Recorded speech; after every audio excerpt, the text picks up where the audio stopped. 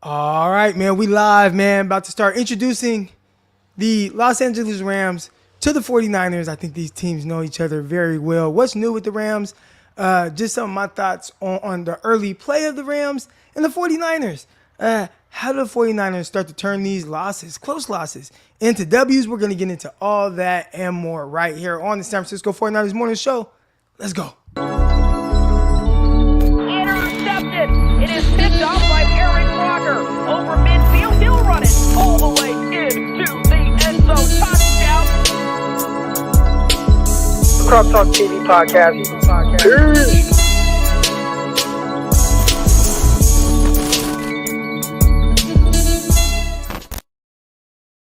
Welcome to another episode of the San Francisco 49ers Morning Show. I'm your host, former NFL and AFL defensive back, Eric Crocker from, you know where, man, the 209, real 209, Stockton, California. I don't know why I said that. I don't even live in Stockton anymore, but y'all know what it is, man. I always got rep Stockton, man. I just love Stockton. Hey, listen, us Stockton people, I'm not going to lie, very proud. And I know a lot of people are like, man, why do people want to be from Stockton? It's a shithole. Like, I'm not supposed to cuss yet.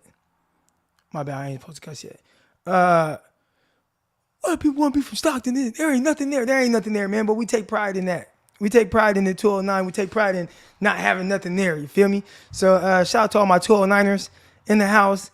Shout out to everybody. I see all the flames coming through. Everybody feeling good. Greg, Carlos, Trail, Marquise. Shoes, all y'all, man. I see y'all. Lake City Fresh. I see the flames coming through. Let's go, Jedi. Lawrence Martin. Is that a playoff of Martin Lawrence? All right. Shout out to everybody in here, man. I'm excited. I'm excited to talk about the Rams, kind of some of the things I've been seeing. I was in the spaces with Rams fans much longer than I ever expected to be in there last night. I was kind of in and out or whatever, watching the Dallas Cowboy game.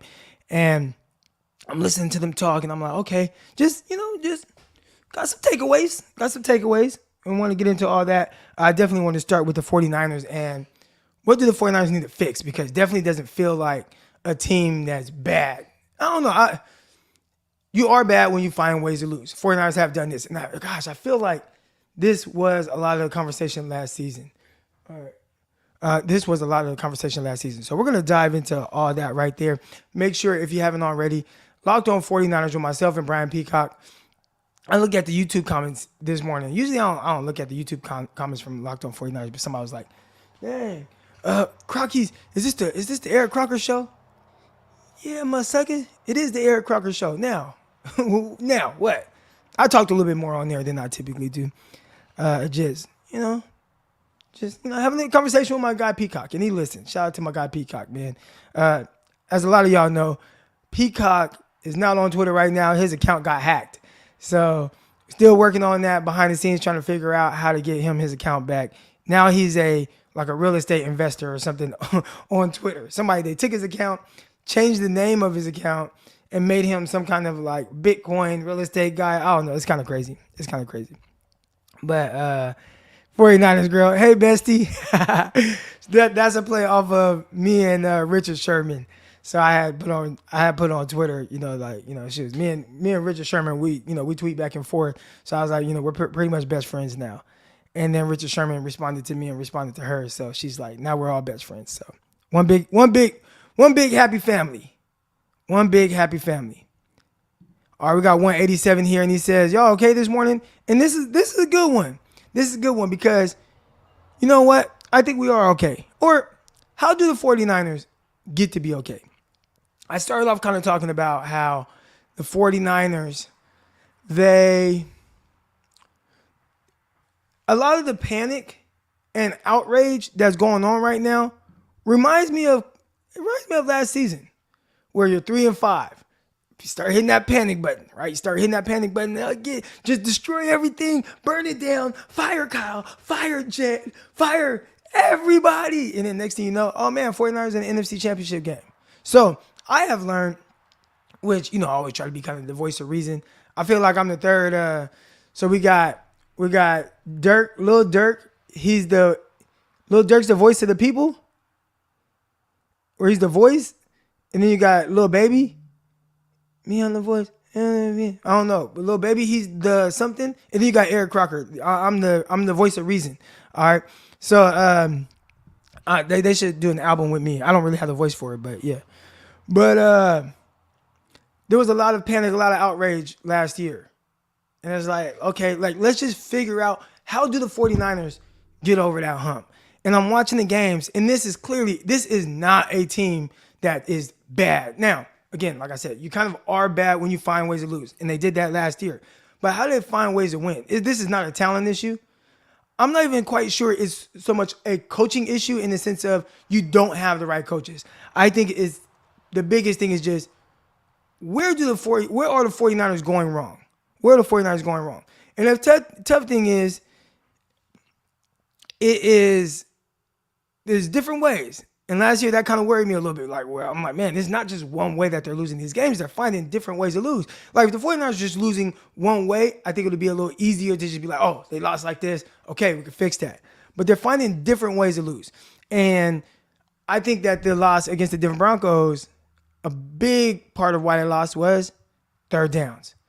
You cannot be 1 for 10 on third downs and win. Like, that's the issue, right? I was on Bleacher Report. Shout out to Bleacher Report. I need to message them this morning because, like, hey, need me on once a week. You know what I'm saying? I need that. I need that.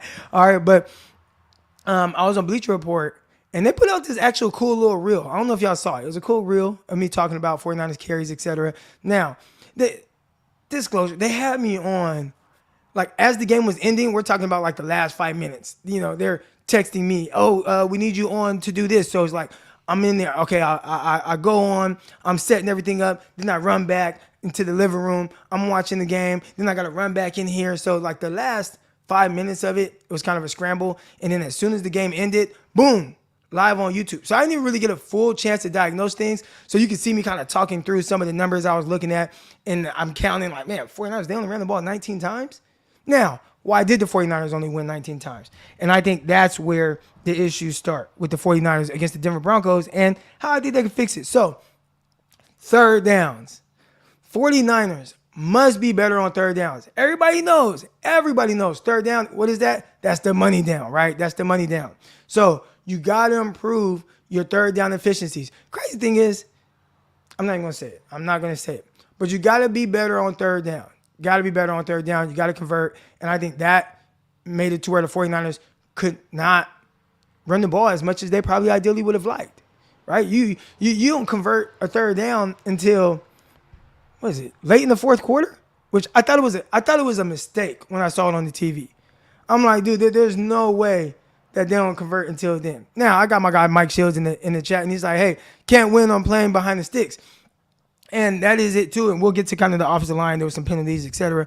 But at the end of the day, got to figure out a way to just be better than 0 for 8 midway through the fourth quarter.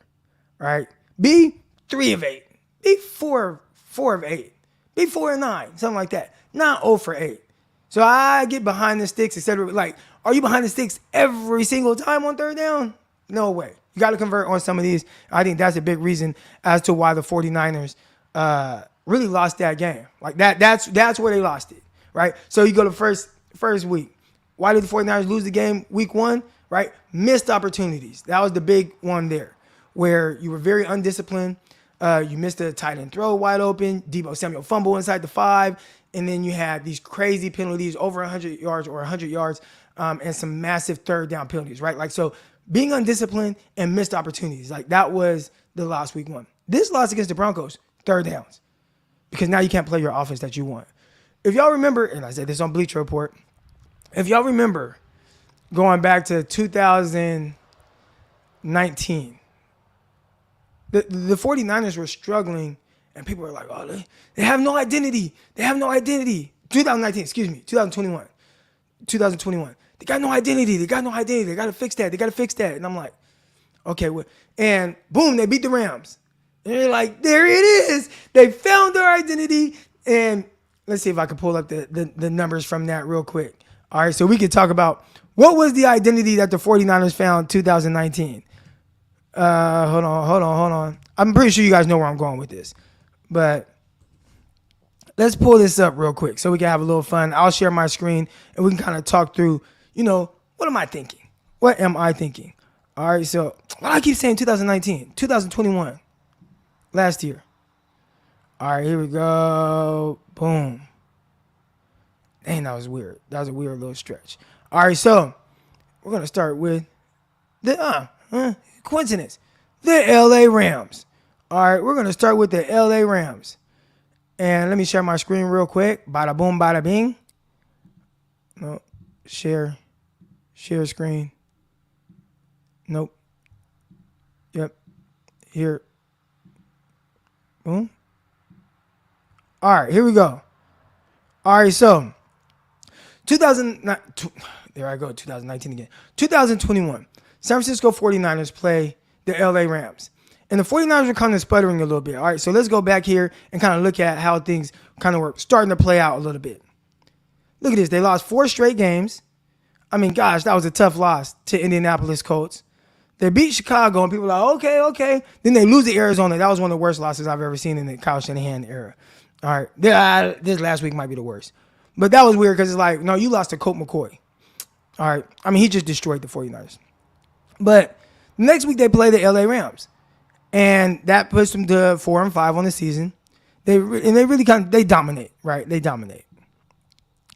And it was, well, how are they winning? Well, they ran the ball 44 times. Are y'all able to see me circling this 44? They ran the ball 44 times. Now, 3.4 yards per carry, 2.8 yards per carry by the running backs. That's not good, but it doesn't matter because at the end of the day, they are running the rock. Now, without me knowing, I'd assume that they weren't that bad on third downs. I have no idea. Let's take a look at it. Third down efficiency, 8 of 14. That is great on third down. That is great on third down, right? So they just came off of a game where they were, 1-10. In this game, 8 of 14. That's the recipe. And that's how you get to 44 carries by your running back. Let's look at the next week. All right, let's look at the next week. So who they play? Jacksonville, who they play next week? Again, this is when people are like, oh, 49ers, they found their identity. They got their identity. How many times did they run against Jacksonville? Oh, what do you know?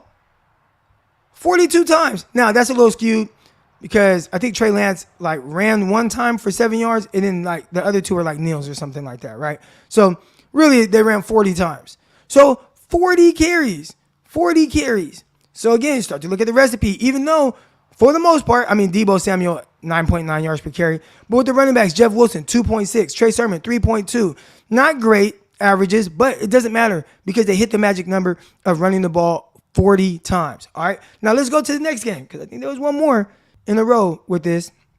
All right. And I think y'all know where I'm getting with this. All right. They played the Minnesota Vikings. Anybody want to guess how many times they ran the ball against the Minnesota Vikings? All right. You know what? You don't have to guess. I'm going to bring it up. 39 times for over 200 yards. So I say all that to say, okay, they ran the ball 39 times. Let's look at third down efficiency. Third down, 5 of 12, which is not great, but definitely better. Definitely better than starting the game 0 of 8 and being 1-10 or whatever they were the other day. So for the 49ers, they got to be better on third downs. Now, here's the big thing. Where does it start with being better on third downs? Well, I think third down, that's a quarterback down, right? That's the money down. Who gets paid the big money? That's the quarterback, all right? So, it starts with Jimmy G. Just got to be better on third down. And they're showing some plays. And tune in tonight. We got the quarterback show with me, Greg Pinelli. We're going to be live tonight. So we'll go over more of these things and we'll show some plays and some clips, etc. All right. But it's something he's not quite seeing. Now, Jimmy Garoppolo comes out. It's just rest. Feel me? It's like riding a bike. I got to get back into a groove. And, I just got with these boys last week, etc. So, hey, all right, Jimmy, we got you. All right. Last week behind, you got another week. Let's get it going, right? Let's get it going. We're going to put last week behind us. So, it starts with Jimmy G being better on third down. And you get a better version of Jimmy Garoppolo on third down, you're going to be better. Now, who can help? Who can help this? All right. I think Brandon Ayuk. And we talk about his usage last game. And I want to say last game, Brandon Ayuk had 3 receptions. Yeah, you know what I'm saying? Had a touchdown. 2 of the ones was kind of it's like a schemed up play or whatever. But one thing that I'm looking for from him, and he didn't do it. He didn't do it last game. You got to beat man coverage, Brandon Ayuk. You got to beat man coverage. And outside of, like, there were, like, these little glimmer of windows where it's like every once in a while, it's like, okay, right? Like, now there's a busted coverage where we just missed. And I'm not going to show these plays. I'm not going to show these plays. It's probably just going to make y'all mad. But there were some busted coverages where you probably could have hit Brandon Ayuk for a 60-yard touchdown. All right, eyes weren't there, whatever. Looking at whoever, George Kittle on the slant, and, he's double covered. Really should have been a pick six, etc. But you got Ayuk, boom, busted coverage, vertical on the go route on the first third down of the game. But just beating man, right? Because that's, especially on third down. A lot of times on third down, it's like, okay, it's me versus you. And I thought, for the most part, again, I'm not saying that there's not one rep where you could see, oh man, look, he got Surtain beat here. But Patrick Surtain kind of dominated Brandon Ayuk. He dominated him. I mean, there was no separation. They're throwing the ball downfield. They're squeezing him to the sideline. Like, you got nothing. You got nothing on this kid, Patrick Surtain. So, how do you got to beat man coverage. I got to be able to count on you to beat man coverage. Or, here's the thing. Let's say you're not going to create separation against Patrick Surtain. Okay. But at least be a guy that's going to make the contested catches. All right? At least be a guy that's going to make the contested catches. And to this point in his career, I'm not talking about practice, because it's practice. I'm like, okay, I see him starting. Brandon Ayuk has not been a contested catch guy. That hasn't been his forte. All right? That hasn't been the thing that he hangs his hat on. So, got to be able to beat man coverage. He's going to have to do it with routes. You got to be able to separate. Now, you don't have to be a speedster. And as I'm watching him, I'm like, I got something in my eye. As I'm watching Brandon Ayuk, I'm thinking, Brandon Ayuk's not a speedster. He's not a speedster. So, you're going to have to figure out different nuanced ways to beat man coverage and create that separation. And I think he can, but he's got to be consistent with it. Like, whoop these dudes, route these dudes, and yeah, Surtain is good, and you need help from your quarterback. This is good, Jedi. You do need help from your quarterback, but I'm not going to make this about Jimmy Garoppolo. I'm going to make this about, all right, need help from your quarterback, etc. I get that, but how do you help your quarterback, right? So if I have a quarterback who is like, man, hasn't been with us, let me make it easy on him. You got to win your one-on-one battles. Win your one-on-one battles. And I just, listen, we could talk about whatever, but we're right now we're talking about Brandon Ayuk. And against the Broncos, Brandon Ayuk did not win his one-on-one battles. He didn't. He just did not. There was maybe one play where Jimmy Garoppolo kind of one-hopped him, right? And it was kind of a deep over route. He one-hopped him. That we can maybe say, all right, like, dude, that, And even then, it was a crosser. That's one of the hardest routes to guard as a defensive back, where you just, man, you're going all the way across the field, you're cutting through traffic, etc. And he had to step on Patrick Surtain. But outside of that, I need more from the pure, creating that separation to help your not your young quarterback, to help your quarterback. Correct, that's not true with Brandon Ayuk and contested catches. BA has made several contested plays on the ball.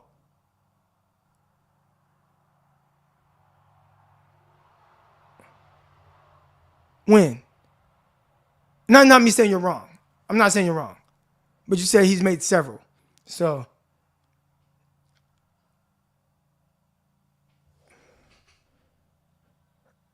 when?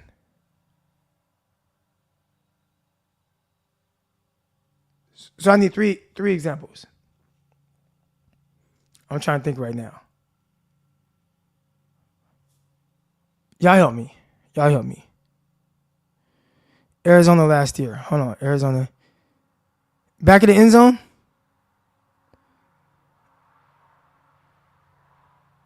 Back of the end zone. How do we look up contested catch stats? Let me put that on Twitter. And we'll see if somebody can bring me the answer to that. Because watching them, I haven't seen that guy. And if that's, yeah, I have seen him in practice. If and that's what I'm saying. Like I saw it in practice. I haven't really seen that in the game. Trey's first game, talking about the Arizona game. Okay, so you're talking about when Trey Lance threw that, it was like kind of like a deep stop comeback, and Trey Lance put it on his back shoulder.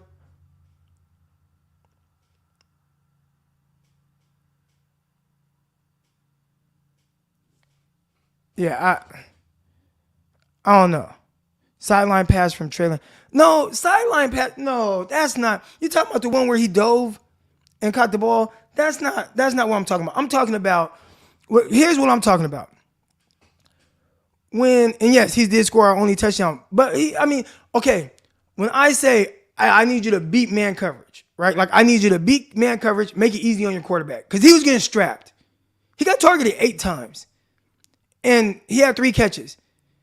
And his touchdown was a pick play.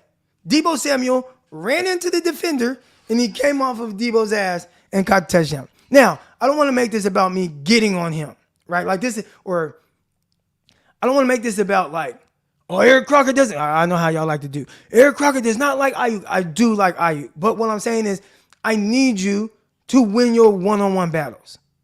And he did not. Like, that can't even be disputed. He did not win his one-on-one battles against the Broncos. He did not. Like, you know what I'm saying? Like, that, nah. Like, he did not win his one-on-one battles. And if you're not going to win your one-on-one battles, be a legit contested catch guy. Where no matter what, if I know Jamar Chase don't. How much separation does Jamar Chase create in routes?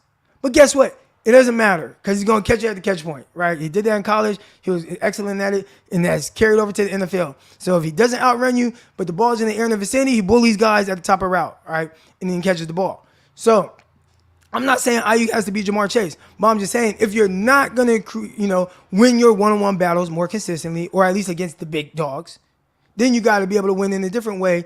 If you can't do it with routes, then do it with contested catch. But that hasn't been his game. So, yeah, you got to win with the routes. Right. BA did get physical in the Bears game, got called for a tic-tac. I do think it was like ticky-tack. But I don't think, like, is that get physical? I'm going to get off of him because it's going to come off as if, you know what I'm saying? It's going to come off as if I'm, like, I don't want it to turn into Crockett's dogging Brandon Ayuk. That's not what's going on. All I'm saying is, how do we help Jimmy Garoppolo on third down, okay? Jimmy is who Jimmy is. I see somebody like, oh, Jamar Chase has Joe Burrow. He does. And Joe Burrow is going to throw it out there. But you know what part of what makes Joe Burrow is knowing if I throw it in the area of Jamar Chase, he's going to come down with it. So if I'm a quarterback and I know if I just put the ball in the vicinity of this guy, he's going to come down with the ball. How much more confident am I knowing I don't have to be perfect? And I'm not getting on him again. I'm not getting on him. Has Brandon Ayuk shown you to be a receiver where, hey, you don't have to be perfect with this throw? And I would say he has not shown the ability to do that yet. Not saying he can't. I don't want y'all to start twisting my words and stuff. All right. I don't want y'all to start doing that. But, all right, help your young guy. Help your young guy. You know what Burrow and Chase's chemistry is? Hey, Chase, I'm going to throw the ball in the area of you, and you come down with the ball. And Jamar Chase says, say less, son. Say less. That's my New Orleans accent. Yes, son. Say. I have a bunch of teammates from New Orleans because, I went to college in Arkansas. But that's their chemistry. Throw the ball in the area, and I'm going to come down with it. All right? Now, if you're not going to do that, let's look at the other LSU guy, Justin Jefferson. It's not, he got Joe Burrow because he went to college with him. No, but what does Joe Burrow do? I mean, what does Justin Jefferson do? Bro, when we talk about beating man coverage, Justin Jefferson he destroys man coverage for the most part, right? So you don't got to be a great contested catch guy, even though he can go up and get it. But he's beating guys by 5 yards, 6 yards, just destroying guys. Stephon Diggs. He doesn't have to be a 50-50 contested catch guy because he's destroying guys. Now, again, you can look at Cousins, Josh Allen. But when you're destroying the defender, like, well, yeah, my quarterback is going to look good.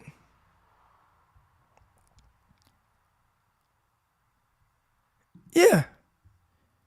All right, so I don't want to make – I like Brandon Ayuk. I don't want to make this about, oh, man, Croc, I'm going to get the comments in the comment section.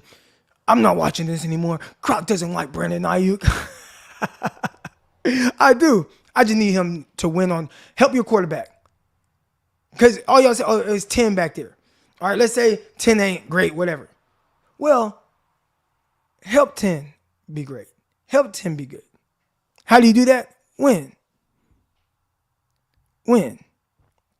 All right. So that was one of my notes. I need Brandon Ayuk to beat guys in man coverage. Beat them to where your quarterback can count on that, and he's going to throw you the ball.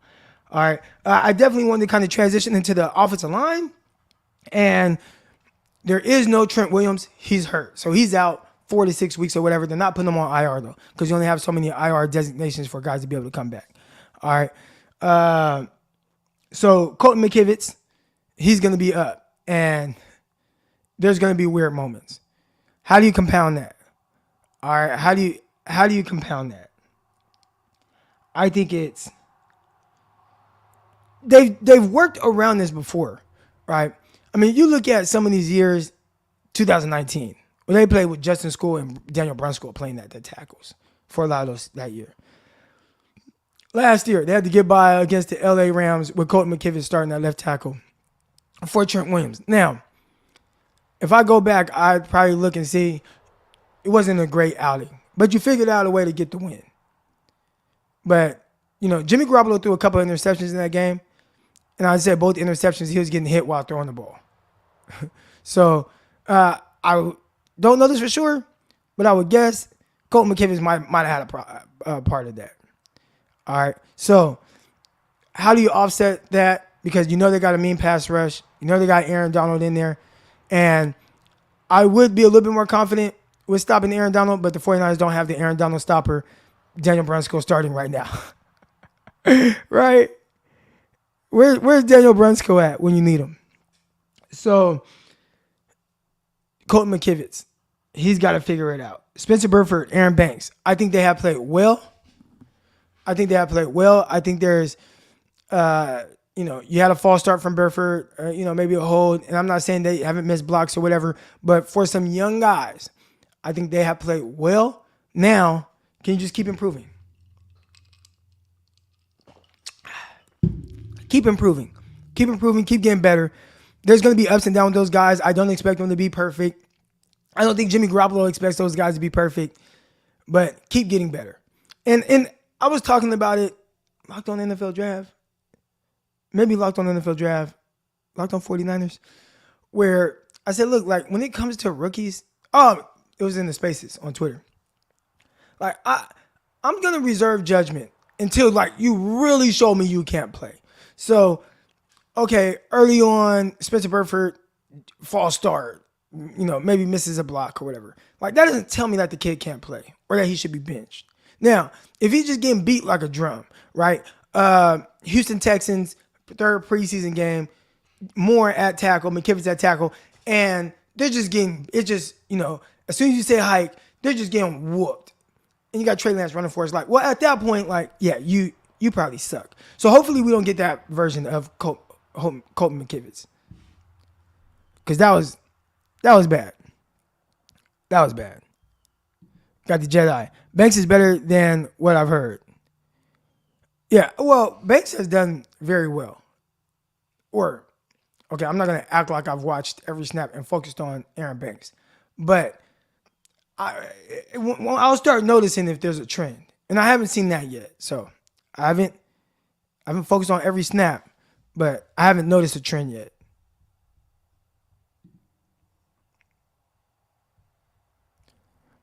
Brunskill has fumbled twice. Is Brunskill starting at center? I probably should know that. Why is it not? Is my focus? There we go. I don't like doing that because I feel like, girls be like, period. I don't like doing that. But Is Brunskill starting that? All right, here we go. My last kind of note for the 49ers. Okay, Brindle. Okay, yeah, I thought it was Jake Brindle. My last note for kind of the 49ers side of things, and then we'll start to turn over on the Rams, and then just kind of, just start introducing them a little bit. But George Kittle, he had 5 targets, 4 receptions, 28 yards or whatever. But I don't think that there's any scenario in the game where George Kittle, unless he just doesn't play, which he will miss some games, right? But he needs 8 targets. 8 targets. I need 8 targets. I need 8 targets for George Kittle. Period. Pause. All right, but I need 8 I need 8 targets for him. Period. Like, I feel like there should be no game that you go into. You got the highest paid tight end in the league. I don't want to hear all this. Oh, you got to block and then whatever. Okay, whatever. No, okay. He blocked, whatever. But I need 8 targets for George Kittle. Shouldn't be a game where he's not getting targeted 8 times. He's too good of a tight end. He's great. He's amazing after the catch. He's physical. He's fast. He has good hands. He needs 8 targets. He needs 8 targets. Like, I don't even know how, if you're Kyle Shanahan, and now, Kyle Shanahan, he gets some criticism for certain things. Here's my criticism of Kyle Shanahan right now. I don't know how you go into a game and your tight end is not getting 8 targets. And anytime your tight end does not get 8 targets, that falls on you, Kyle Shanahan. That falls on you. Is really, what's the word I'm looking for? Not non-negotiable. Inexcusable. Inexcusable. It is inexcusable to go into a game and the game plan not be George Kittle needs 8 targets, and the actual outcome of the game is George Kittle did not get 8 targets. That shouldn't happen. That should not happen. And if we're going to fault Kyle Shanahan for anything, that's probably the biggest thing. Because we're talking about a guy who, against the Denver Broncos in 2018, or whenever it was, had 200 yards on the Denver Broncos before the half. And then what'd he do? He didn't go to him second half. He didn't go to him second half. Bro, that's inexcusable. Why does Kyle Shanahan do that? So that right there. Now, there's a lot of things I like with Kyle Shanahan, but I'll fire his ass up. If the 49ers play against the Rams and George Kittle does not have 8 targets this Monday, coming up, playing Monday, I'm going to fire his ass up. I need 8 targets. You don't get, if you don't get him, and I see, all right, so it is on Jimmy, and it's not. Here's why. I listened to Trey Lance, right? They talked about Brandon Ayuk only having like 2 targets in week 1. And one thing that Lance said was, the defense, kind of dictates where we throw the ball, etc. So, yeah, there ain't nothing, it's like, man, I've been building a rapport with him, but, kind of the coverage or whatever dictated, how many times Ayuk was targeted, which was 2. So, yeah, we could say, it's on the quarterback or whatever. But at the end of the day, it's on your coordinator, because I'm dialing up, like, this is the read. Not, all right, hey, where's the see if the defense gives you good? No, get the ball to George Kittle. How do you not do that? I don't want to hear about blocking. I don't want to hear about none of that. I don't want to hear about none of that. Get the ball to George Kittle. He needs 8 targets. Now, if he gets 3 catches on 8 targets, all right, at least he hit his 8 targets. But I need Buddy to get his targets. I need him to get his targets. But we talked about what's going on with the 49ers right there. And I just think those are my 3 things that I need fixed. All right. I need these things fixed. Third downs got to be fixed. terrible on third down. Because if you're not good on third down, I think that limited how many times the 49ers could run the rock. All right. I said it starts with Jimmy Garoppolo. You starting the game 0 for 9, 0 for 8, whatever on third down, that's inexcusable. Jimmy, that's on you. All right. Now, only been with these guys for a week, so we'll see. All right. We'll see. But you got to be better on third downs, Jimmy. Brandon Ayuk, you got to beat man coverage. Now, luckily for you, you don't got Patrick Surtain. So I'm going to start calling Patrick Surtain the boogeyman for Brandon Ayuk. All right. There ain't no Patrick Surtain. So now, all right, go out and, you got Jalen Ramsey, but they move Jalen Ramsey around. He plays in the nickel. He plays on the outside sometimes. So you should, if you're Brandon Ayuk, you're going to have win your one-on-one battles. If they even run, man. They've been running a lot of, they're sitting off. They're playing quarters and all that type of stuff. So we'll see. We'll see. But, if you are the Rams, how do you not just say, okay, I just watched again Patrick Surtain. He did a really good job against Brandon Ayuk. You know what, Jalen Ramsey? Just go guard him, man to man. I know we play you in the nickel. I know we play you outside. I know you playing off coverage. Now, just go play press. Go play press versus Brandon Ayuk. William, BA was open on plays. Jimmy just missed him. You posted that. BA was open. I said, you gotta be specific, you know what I'm saying, when you're talking on the tube, on the YouTube. Brandon Ayuk beating man coverage. So, were there times that he got open? Yes, versus zone. But I'm saying on third down, it's third down, this man coverage, I need you to win.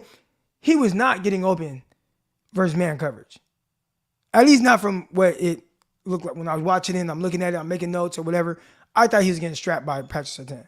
There was one time on the over where he ran all the way from one side to the other. And that was the time where I'm like, okay, damn, why is my focus going in and out? All right, but that was the time where I'm like, okay, he had a step on him. And that's extremely difficult for a cornerback to run from one side to the other. All right, and then he's like, okay, he had a step. But outside of that, bro, he's getting strapped. So, yeah, there were missed opportunities on, a busted coverage. I'm talking about man coverage. You got to beat man coverage. All right. I plan on talking about the Rams and some of the things I'm seeing, but we're gonna save that for another day. I'm gonna bring y'all on and maybe talking about it in here could kind of help us discuss all that. But y'all know I'm gonna bring y'all on live right now, so come on live. All right, y'all know how we do. Bring y'all on. You know what I'm saying? Y'all talk. And this is what I'm gonna do too. When y'all come on, because somebody was like, "This is the Bash and Jimmy G channel," so I'm gonna have y'all come on and say a positive thing about Jimmy Garoppolo. All right. So, hit the like button, hit the subscribe button. I need to fix my focus or whatever. Hit the like button, hit the subscribe button. Come on live. Let's talk about it.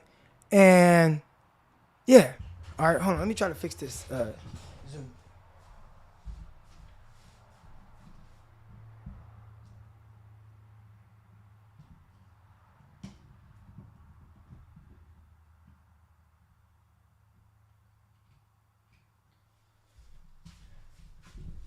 Let's see if I zoom in. Will that help me stay in focus? All right, let's see. If it. All right, here we go. Got Chris Roscoe's in here. Chris, you got to say something positive about Jimmy G. I'm not saying nothing positive about Jimmy G. All right, I'm going to get you off of here. I'm going to give you another shot, Chris. You got to say something positive about Jimmy G. All right, Chris, you back on. Wow, Craig, this is wild. This is crazy. I need to hear it. Oh, God. He's got nice hair. No, Chris, stop. Chris, stop playing with me. Stop playing with me, Chris. All right, come on, Chris. Come with it. He got a quick release. Release. Here we go. Here's something better. What is a positive thing? What is the positive thing? Or what is a positive outlook that you have on Jimmy Garoppolo moving forward? Let's do it. Let's do it that way. Bro, I came on your show yesterday and said the Niners are going to come out of this. All right. Well, how? Okay. So, what part in that is Jimmy Garoppolo going to play? He's just going to do what he does. He's going to.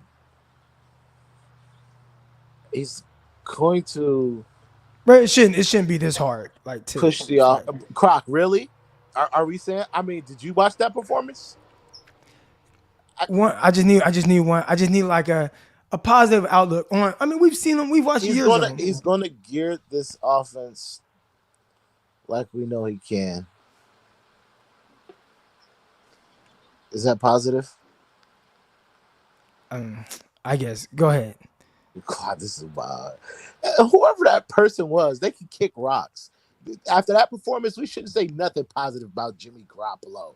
This is crazy. Yes, this is the Jimmy Garoppolo bashing show. When you have a pick six safety, okay, Hey! let me stop.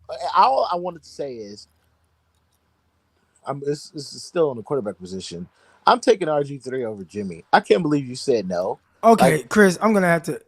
Chris, Chris. All right, Chris, you good now? oh, crack. What am I doing wrong? We're not coming on here. We're not gonna bash Jimmy G. I didn't. I just said okay. Let me not. Jimmy G's not even coming out of. I'm not saying nothing about Jimmy G. But All right. what didn't you not like about me saying I would take RG3? Let's just say RG3. We're not talking about the other guy. I just think that's for what Jimmy Garoppolo has done with the 49ers. I just think that was a wild statement to say a guy off the street that team no team wants him. And I know you might say, well, nobody wanted Jimmy. Well, Washington wanted him before he had the surgery. All right, but I just think it's wild that I just think it's wild. I think it's wild for what Jimmy has done to be like, yeah, I'll just take RG3 and what he looked like last time we watched him. I watched him in Baltimore.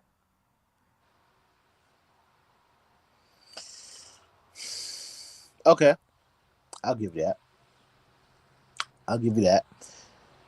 So Did you watch RG3 in Baltimore? yeah, What'd you think? let's move on because then it's just gonna make me just say some crazy stuff, and I don't want to say crazy stuff because I'm gonna get kicked off the show because some fan came in crying. Whoever that fan was, this is wild. But anyways, crowd. It was on YouTube, man. He's in the it's in the comments from the last video. Is he in the chat right now? Nah, he's not in the chat right now. To say. But anyways, crowd. Well, hey, they posted the PFF grades, and Hufanga wasn't even amongst the top 5 in graded for the 49ers defense, and they graded 49ers defense as like a 78, which is not bad, but I'm very confused. I watched Hufanga.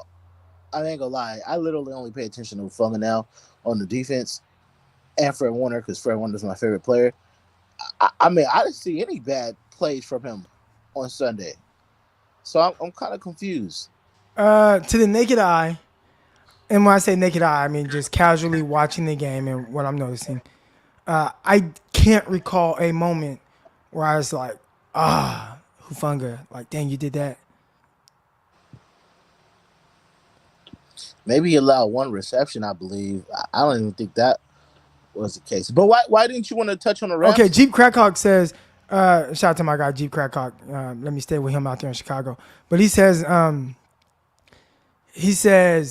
Hufanga had a couple missed tackles. And I think that, like, if you miss a couple tackles, like, I think that'll really ding your PFF grade. Okay. I know which I mean, I've seen one where I know one person missed it and then he came in and tried to I saw that. I remember that too. yeah, I guess. Okay. I mean, I'll take that. The defense is dang near perfect. But why didn't you want to talk about the Rams and some of the things that you've seen? Well, because I mean, I was already talking for dang near 40 minutes, and I'm like, all right, we got to get to y'all. So I mean, we will get to them, but just not today. Okay, well, okay, we could. Well, okay, I'm going to talk about Kittle because I'm glad that you brought that up about Kyle Shanahan not getting Kittle. You know, the crazy thing is, we had this conversation last year. I don't know if you remember. Me and you had this conversation last year. It's like, bro, why is Kittle not getting enough targets? He was barely getting 8 targets a game last year in the beginning of the year, and I mean, and towards I think the Seattle and Bengals game, they kind of made up for it, giving him the ball. But Kittle, at least 8 to 11 targets a game. When you look at the Kansas City Chiefs, Kelsey is going to get his. Kelsey's going to get his. He's getting 8 to 11 or more targets per game. Darren Waller is getting 8 to 11 or more in a game. Mike Andrews is getting 8 to 11 a game. But George Kittle, you get him a couple of catches and then disappears for dang near 30 minutes, of the game. And I don't understand why Kyle Shanahan is doing that. And yes, I'm glad you got on him for it because we don't treat George Kittle like he's an elite tight end. And it's wild. Right. I mean, the injuries are enough for me, but it's like, bro, when you're not getting your best players of football, that's what happens. Like, you get outcomes like that when you're not getting your best players of football. I'm almost certain that George Kittle would have had a night.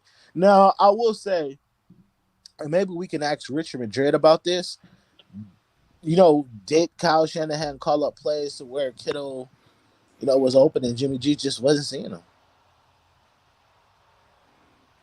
I mean, I just think regardless, you got to target him regardless. I agree with you. I mean, remember, he was on the pace to have 1,000 yards last year.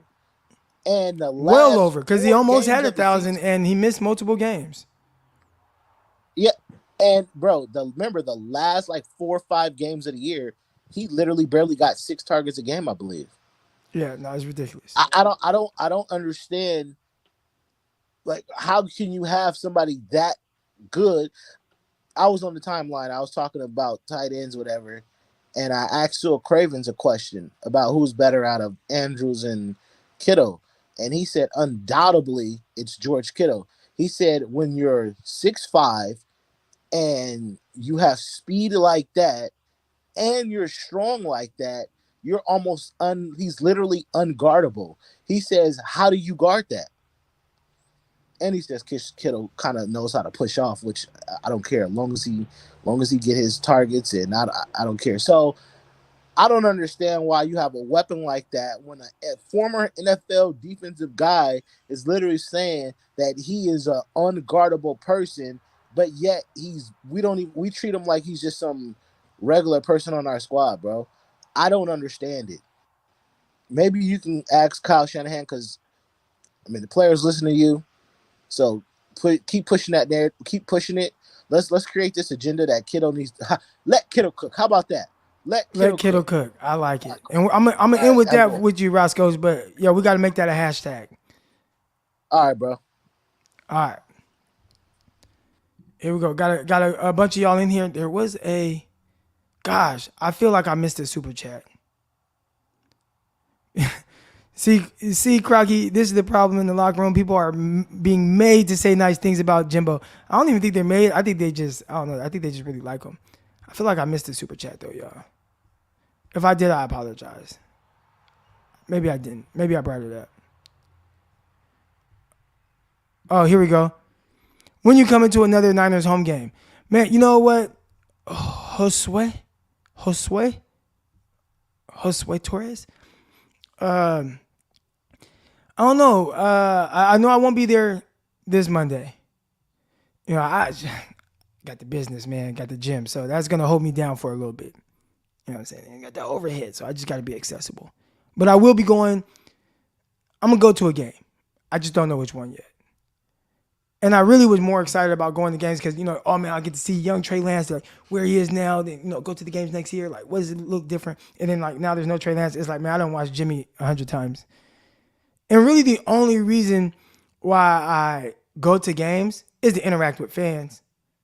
That's really the only reason why I go to the games. I like going to the Rush thing with my guy John Chapman. Walking around stadium. It's crazy, dude. We're in Chicago.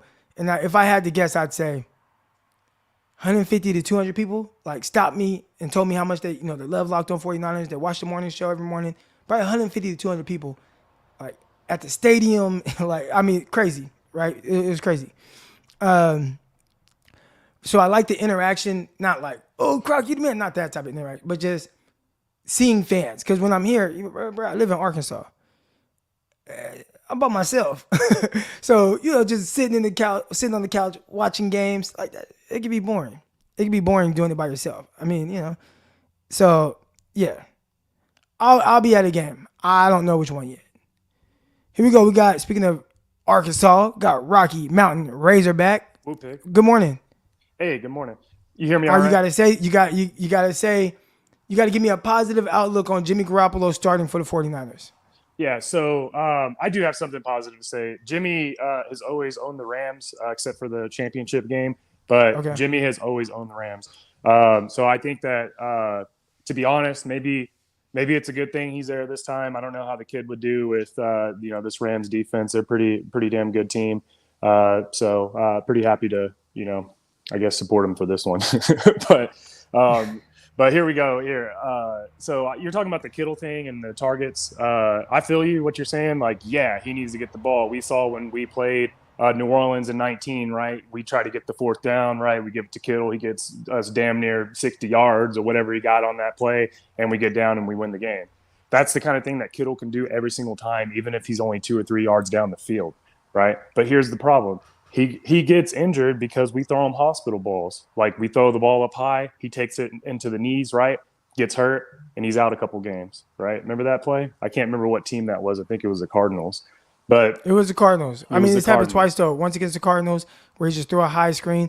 There was another one on a short pass to Kittle against the Seahawks when he got hurt. When Jimmy got hurt. And here comes my negative for Jimmy right here. Well, yeah, it sounds all well and great to get him the ball 8, 9, 10 times, but we need to run the ball 40 times because we have to hide our quarterback. We're limited. Like, we can't throw the ball that many times, bro. We had a play where for a first down that may have damn well shut the game down against the Broncos last weekend, and Jimmy threw it behind. It was either Debo or Ayuk. I can't remember. It was Debo, and it was on a small slant. It was a definite first down, and if he, and if he makes a move or something, maybe we get 20, 30 yards on that play. So, if we can't even complete the simple over the middle, how are we going to do anything to the tight end on the outside? Are we going to bring the tight end inside and let a guy that gets injured a lot take those shots from the big boys in there? Like, that's where we're at right now. And then here's the other thing. Trent Williams is gone, bro. Like, he's gone for several weeks, dog. We're not going to see we're not going to see Kittle out there running routes that much. I already know. I've seen what Kyle does in these situations. Kittle's going to block. Well, I guarantee it, bro. Like, I don't want that either. I know you don't want to hear that. I don't want to hear that. But that's what's going to happen. Kittle's going to end up blocking. They'll try to put him out a few times. Watch. They'll try it. And then whoever's on the left side is going to end up getting whooped. And the Rams defense is good, so they're going to know how to take advantage of all these young guys and someone that's not our regular starter. And they're gonna hit Jimmy. Jimmy gets uncomfortable and he starts toe tapping. It's been that way since, I think that was was it the Browns game? Yeah, it was the Browns game it was the Seahawks game on Monday Night Football where Jimmy was toe tapping in the back. Remember, because Clowney had got a hold of his ass several times, and ever since then, Jimmy has really not been the same since that night. They were teeing off on Jimmy, and ever since then, I've definitely seen a guy that's scared. I can recall too. They did a little video, and they had some kids asking Jimmy Garoppolo questions, and one of the questions was, "Hey Jimmy, what's the hardest part about your job?" And Jimmy goes, "Oh, when those big guys on the other side are getting in the backfield sacking me, that's not fun." And it was after that game. And so, like, I just know that's his mentality, bro. Like, he does not want to take those shots. I swear to God, you'll never hear Tom Brady say that. He'll never say that he's afraid of anybody on the other side of the line, bro. F Tom Brady. He's like the greatest of all time, whatever. Have you ever heard another quarterback come out and say that? Have you ever heard that? They never say that. They'll always say it's the mental part of the game, because they want to put it on themselves. They don't want to make anybody feel like they're scared because they're the leader, bro. And Jimmy don't want to take those hits, dog. He's a pretty boy. Like, let's be real. Like, he doesn't want to take those hits. And so I'm not going to take all your time today. I know what you're saying. Like 8, 9, 10 targets, that sounds wonderful. If we have Lamar Jackson, right, we can do that. If we have Kyler Murray, we can do that. If we have, who else has a prolific tight end? If we have Patrick Mahomes, we can do that, right? But when we got Jimmy Garoppolo back there toe tapping, it ain't gonna happen, dog. Like, it ain't gonna happen. Like, and so, and I hear the Brandon Ayuk thing. I used to play wide receiver back in the day.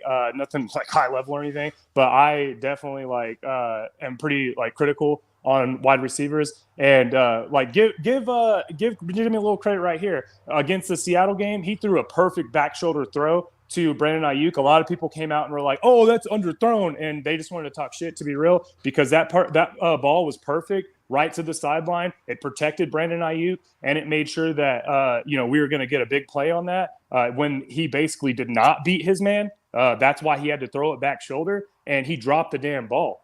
And so, like you said, give Jimmy some help too. Like 10 needs a little bit of help too, but at the same time, you got to be a leader, and you can't be afraid to take those hits from them big guys, bro. Like I'm getting mad right now just thinking about it. So that's what I wanted to say, bro. Like I get what you're saying, but I just don't think it's in the cards. We need to not go 5 wide ever again. Like 5 wide with Jimmy Garoppolo is always a mistake, bro. Every time we do it, we threw that pick when they went 5 wide. They emptied out the backfield right before the 2-minute warning, and everybody in the stadium knows what's coming. We're best when we can run the ball even on third downs and stuff. And I just think it was crazy, bro. Like we had 3 timeouts, a 2-minute warning coming. We're on like their 35-yard line. Just run the ball right there. It was first down. Just run the ball. We run the ball. Who knows? We get 5-6 yards. Now we got an easy play coming, right? We still have 3 timeouts. We can still attack the middle of the field if we want to. And so, let Jimmy calm down a little bit. We know he gets unraveled. So that's my take. I like it, man. I appreciate you coming on. I love the show, That was Crocky. good analysis right there. All right. And shout out to you for bringing up the Seahawks game, because there were a couple plays, right? I'm talking about, okay, right now you got to win.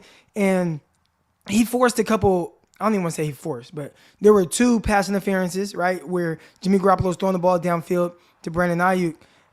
Both of the balls were underthrown, but there was zero separation. There was zero separation. And I think that's an area where Ayuk can improve and be a little bit more consistent. I hope that's not like dogging Ayuk. I think he does some things very well.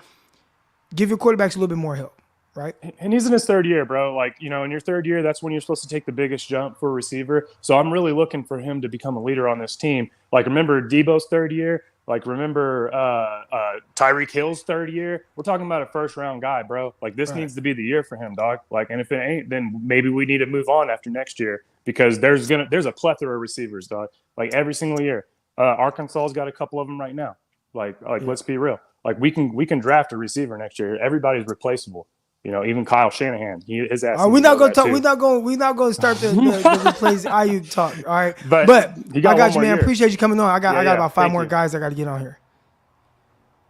All right, here we go. Coming up next. Got my guy D-Flow. Yo, what's up, Crocky? Love your show, man. You hear me? You know what you got to do, right? Talk something good about Jimmy, right? You got a positive outlook on Jimmy Garoppolo as the starter moving forward this season. Well, the positive outlook is he's a 9-year vet. He's the most experienced quarterback on the team. That's one thing I can say. You gotta give me a little more. You gotta give me a little more. All the players love him. They respect him. They say he's a winner. Okay. Do you think he's a winner? Well, he has a proven record. All right. Okay. So I'll leave it as that. Okay. Now I'll take that. What's on your mind? What's on my mind is we all talking about Brandon Ayuk and everything, and that he should separate, which I agree. But I want to take it more than that. It's Kyle Shanahan. He's the one who traded up to get Brandon Ayuk. He could have got Justin Jefferson. Hold on, D-Flow. Because listen, you know what they're going to do, man? They're going to spin this on me. They're going to spin this on me, D-Flow. They're going to make it Croc's dogging Brandon Ayuk. Okay, hold on. Let me just put this out there real quick before you get to what you're saying.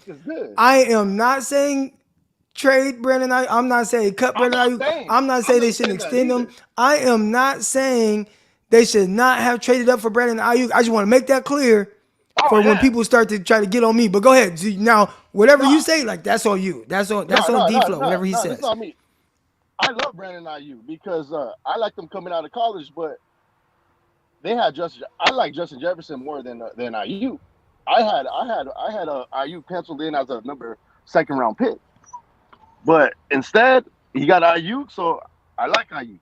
But this is all Kyle Shanahan's scheme. Right? He's the one who picked up. Does Kyle know how to evaluate wide receivers? Because look at the wide receivers he got. Dante Pettis, that didn't work out. He traded up for him.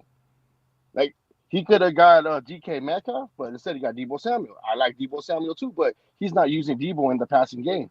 Last year he was tied with Cooper Kupp in the most yards. Then all of a sudden he goes and puts him in as a wide back, and there goes his wide receivers yards. So then we have the best tight end in football, which we're talking about George Kittle, but he's more blocking. He's like 80% blocking, 20% in the passing game. But we give him as the highest paid tight end, where he's not even really contributing on scoring points in the red zone. Because I don't know, in the red zone he's not even there. He's a 6'5" body. How come he's not in the slot in the red zone? All this I'm saying is all Kyle Shanahan. He goes and drafts wide running backs and doesn't even use them, and he puts Deebo in there, and Deebo can get hurt. This is barely week 3, and he almost got hurt going on week 4. So like we have the players, we have the best fullback in football. Every time he gets a pass catching opportunity, he beats linebackers. How come they call him a offensive weapon? How come they don't even use him as an offensive weapon? They use him once every 6 games? So like this is all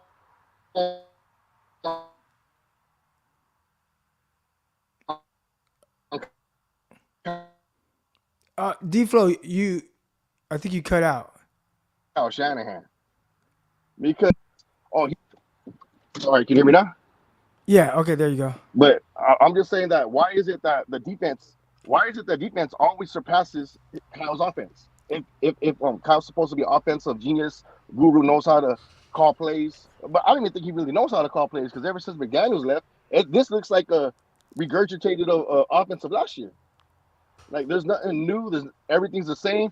What you may call it? Eric Davis is calling plays out over there on Twitter. It's like, come on, dude. Like if he can read it, I'm pretty sure all the defensive coordinators can tell what's coming. Like we all know, Deebo's gonna run the ball on the end around. He's gonna go run the ball in the backs. We're gonna have short intermediate passes, throw deep, maybe once, twice a game. Everything's gonna be in the middle against the Rams. So this is all on Kyle Shanahan's game. Like this game, Kyle needs to step it up, because if not, he should be in the hot seat right now, because this is year 6, and the offense is not. All the players that he got, we got Brandon Ayuk, we got Deebo Samuel, George Kittle, we got running backs. Jeffrey Wilson Jr. is also a pass catch, running back. We got Kyle Juszczyk. We got speed and Danny Gray. I don't even know why he goes and drafts Danny Gray, because he can easily clear out. Like I don't know why he doesn't use him. We got Ray-Way McCloud. He doesn't really use him as much either. So this is all on Kyle this game. I want to see Kyle step up. All right, man. D-Flow, I appreciate you coming on. All right, Rambo. All right, Rambo. All right, Crocky. I know. Hey, I am bald-headed like Rambo, but you know what? I can be Rambo if y'all want me to. All right, I appreciate you coming on.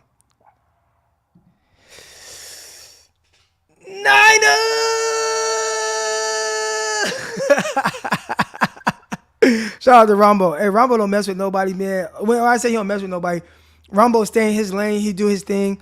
He do his show. And, he get it popping. He got his show popping, man. Rambo don't, you know what I'm saying? He love Jimmy. He don't mess with nobody, though. He stay in his lane. All right, hold on. I got some super chats here to get to real quick. Stop the 11 talk. I believe he's our best receiver. He only going to produce with Trey Lance. You know what I'm saying? Hey, we'll see next year, right? Because likely not going to see Lance for the rest of this year. But, 11 cool, man. Good. Like, you know what I'm saying? He give you some stuff. Question.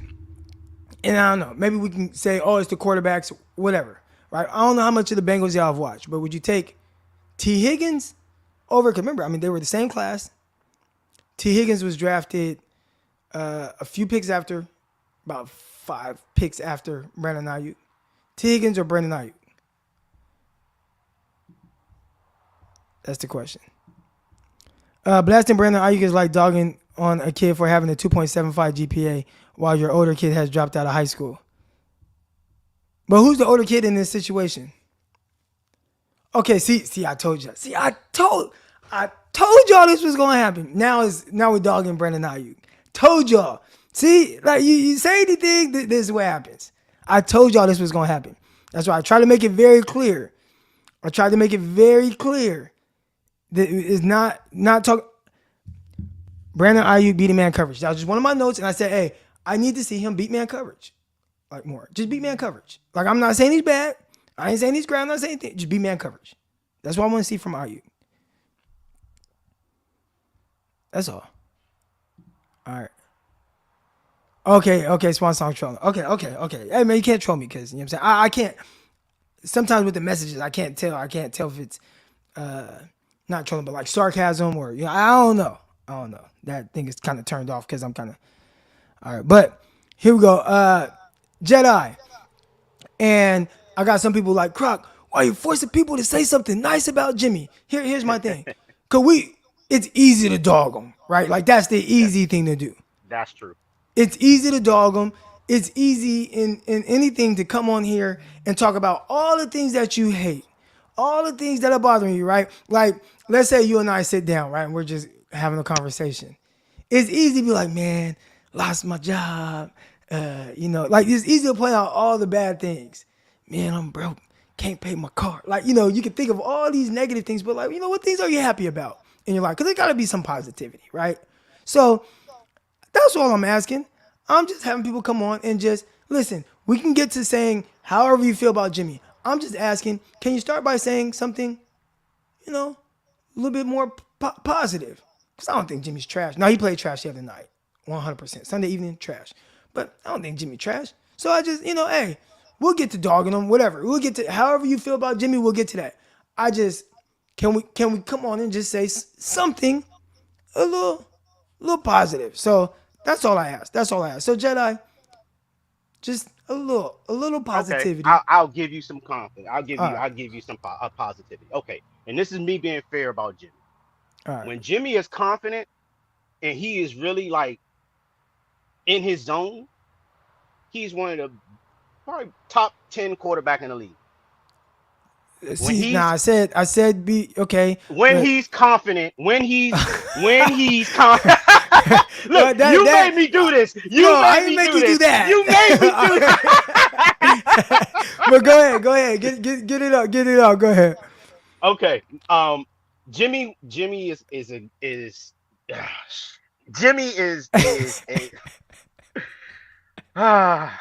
when Jimmy is in a groove and when Jimmy is in a flow, he is a very competent quarterback. Okay, there we go. Okay. And would you agree that the play that we saw Sunday evening was not that of a competent quarterback? I would say that indeed, and that's the funny part because Seattle, he did look like a competent quarterback. So it's to be fair, he had a Seattle game, he looked kind of competent, and then Denver, poop. So, but yeah, I'm about to get on you in the Brandon Ayuk thing, and I think I'm not. And somebody said real quick, Jedi. Somebody says Ayuk doesn't get targets. He had 8 targets last game. He had 3 receptions, 8 targets. He was targeted in the Seahawks game. Like he is getting targeted. Yes, he is getting targeted. He didn't get targeted honestly, week 1 much, but the last 2 weeks he is getting targets. I think you're seeing the result of 2 players, and I'm talking about Jimmy and Brandon, who don't work together in the offseason. You know how look how Trey and Brandon were working together. Look how they stayed together. They stayed on each other's hips. It was almost like when I say, and I know what you were saying when you say Burrow and hey, just throw that motherfucker up. I'm Jamar Chase. Don't worry about it. Right. But what report? I do think honestly. That? No, but I do think there's a rapport coming from their LSU days all the way to now where they learned each other. And even if it's a jump ball, Burrow knows where to place that jump ball. He knows how his receiver wants to jump for the ball. There's an understanding from their working together where, okay, throw it this way, up this kind of way, and my receiver would prefer to do that. And I think what you're seeing between Brandon and Jimmy is they don't communicate. they don't have any community, chemistry. They don't work together in all season. Now, who you want to blame? That's on y'all. I'll let the audience decide. But when they don't work together and you see that, you're going to see these miscommunications. You're going to see errant passes where they looking at each other like, what's going on? And it's just a part of the thing. Now, I don't know if you can shake that in a week. You might, if you work together for a good couple of days after practice and see what the game plan is, and you guys try to figure something out. But that's Jedi. how that began. Yes. What, do you know what Matthew Stafford and Cooper Cup do? What do they do? They meet with each other and watch film for like an hour and a half, 2 hours before anybody else in the building shows up. That's Do awesome. the 49ers have those guys in the building? I wonder, Like, and I don't know. I don't know. I don't know if Brandon is that. To be fair to Jimmy, I don't know if Brandon's that way, and I don't know if Jimmy's that way. I don't know. right. And it's this is just it makes me frustrated because I don't know. That's the love of football. That's the love of football when you sit down together and you're trying to figure out how to win and how to get better. And it's also IQ. And I don't want to say Brandon doesn't love football, and I don't want to say Jimmy doesn't love football, but how they're acting when it comes to interaction with each other, it seems like they just don't like each other. And I don't know how long you can pretend that that's not a thing.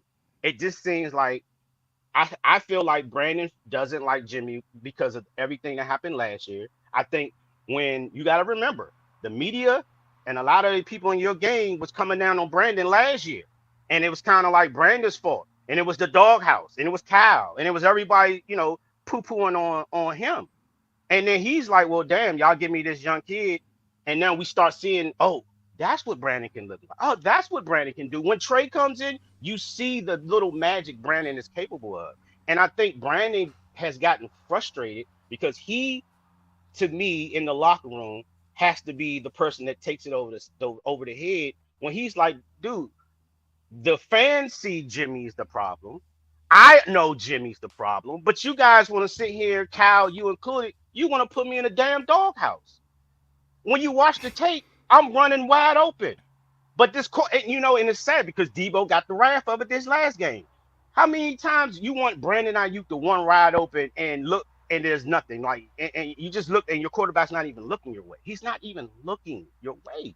And I can imagine that built up frustration from last year that carried over. And when he heard that Jimmy was gone, he didn't even second. I don't think they talked. I just really don't think they have any communication. I don't think they talk. And if they don't talk, I mean, we can sit here and talk about Burrow and Chase, but I can guarantee you, Burrow and Chase, they talking. They talk. Well, why? Okay, so it does feel like, and again, I don't know. I'll ask though. I got some people I can ask. I'll ask this Okay. question. I'll fire off some text messages. But if let's say there is a lack of communication, and right now, as it pertains to Jimmy Garoppolo, he comes off as someone who, like, you know what? I show up. I'm gonna come. I'm gonna do my job, and then I go home. Right? Uh, if that's the case, why are so many veterans behind him? I think because Jimmy has the resume and Brandon Ayuk is still the baby. Unfortunately, Brandon Ayuk wasn't there for those battles in 19. He wasn't there for that, for a lot of They that didn't really play with each coming other in up. 2020, Ayuk's rookie year, really. Exactly. So it's that, and I don't know how what happened, and you can fire a text off of this one. When Brandon Ayuk got drafted, did Jimmy reach out? And if Jimmy did reach out, what happened? You know what I'm saying? Like what happened in their development of a friendship? Because they don't seem like they are not even friends, let alone good coworkers. So I don't know if if there's a way to get them to communicate, but I just feel like once Trey Lance was drafted, Brandon Ayuk just said, I'm going with this dude. And I feel like he gotta, they end up reaching the kind of understanding. And I feel like when people were saying, well, when you said, well, Brandon Ayuk doesn't go up for jump balls. Well, yeah, he does, but he does with Trey. And I just feel like it's not that he can't do it with Jimmy. It's just that him and Trey have that understanding. He knows where Brandon likes the ball. So he'll put the ball as best as he can to fit Brandon's preferences. And I think Jimmy and Brandon, they don't have that connection. They can get that connection, but it's got to be a both sides are opening it up to that connection. I don't know, man. And how about this? Now you can bring Kyle Shanahan because that's what coaches is about. That's what your coach is about. Like, okay, I see this is going on with you two, and what's the deal? Like, pull them to the side. Like, what's going on? Like, we need y'all on the same page. And I think that's just the lack of leadership that you're seeing within the 49ers locker room. You have too many guys wanting to tell a coach what positional player to put in and not worrying about their own damn position. That's just that's the leadership of the team. And I think when you see in that miscommunication between Brandon and Jimmy, well, who's in control of the overview to see, hey, you guys are not talking, and I just wanted to bring that up. Can you guys get on the same page? Because they're not on the same page. Right? They just not, and that's why I don't have any kind of expectations for this Rams game. I mean, I don't know. All right. I don't know. All right, Jedi. Hey, I appreciate you coming on, man. Got some Thank good you for stuff having there. me, brother. Thank you, sir. All right. All right. Here we go. Shout out to my guy. Shout out to my guy, Jedi. All right, here we go. Got a few more callers before we get out of here. We got my guy Brooks, B&A Music, man. Good morning, bro. What's good, man? How you doing? I'm good. So we've been having, people come on and, just a positive outlook on Jimmy Garoppolo moving forward. And then you can get into all the other stuff about how you really feel. Oh, okay. Positive about Jimmy. I will say with Jimmy, I know what I'm going to get. There's no surprises. I know who he is. I know how certain things need to operate in order for him to succeed. So I guess that's my positive. Like I know who That Jimmy is a positive, and I'll say that's a positive because I think that's what kind of puts me at ease with the Jimmy G situation where I know some weird stuff's gonna happen. Yeah. But also within that, we've seen the 49ers win a lot of games. So like I've seen. I think that's what maybe puts some of the teammates, the players, at ease. Just knowing, hey, Jimmy might do this, but we're gonna win games. So I don't know. That's why they prefer him. I don't know, but yeah, okay, that's a positive. Yeah, because it's like it's not like we haven't seen a good Jimmy Garoppolo before. We've seen him play well before. The problem is those moments don't come when you need them the most. Well, for example, yesterday, Monday night, Sunday night game, but now I have to go in because okay, so hold on though, but no, that goes along with what you're saying. We know what he isn't and what he isn't. Yeah. Right. So when things start to get a little weird, and the way I talked about it on Locked On 49ers is, he's a robot. Yeah. And a robot is going to do what you tell the robot to do, right? But anything outside of what he has been programmed to do, it starts to go haywire, and you have malfunctions. Yep. And I think that's essentially Jimmy Garoppolo, right? So, within the structure of, okay, I'm supposed to do this, cool. Once it's like, hey, man, like, well, they took away this. And they took away that, well, you got to make a play. And he's like, boop, boop, boop, boop, malfunction, robot. Like, it's not going to work, right? So, but I think you and I expect that. Mm-hmm. So I think for college, how can I put him in situations to where the malfunctions don't happen? Now, there's a video I posted. So I think someone tried to tag you. I just posted it like about 15 minutes ago where Jimmy's coming off the field. I'm not sure after what play it was. But they have the slow-mo camera on him, and you can see him mouthing, "Your play sucked, man." Yeah, that's what it looked like. Yeah. I saw that.